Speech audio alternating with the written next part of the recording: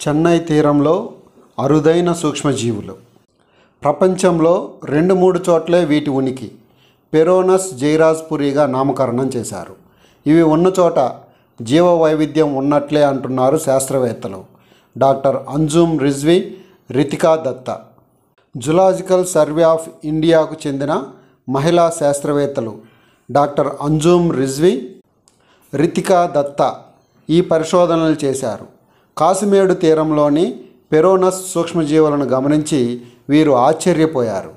దేశంలో ప్రముఖ నెమటాలజిస్ట్ professor MS జైరాజ్పురి గౌరవార్థంగా ఈ పేరుని ఖరారు చేసినట్లు జెడ్ఎస్ఐ ప్రకటించింది. ఈ సూక్ష్మజీవులకి పెరోనస్ జైరాజ్పురి అని నామకరణం చేయడం జరిగింది. గతంలో ఇటువంటి సూక్ష్మజీవులు 1966లో దక్షిణాఫ్రికా తీరంలో, అలాగే 2015లో చైనా తీరంలో కనిపించాయి.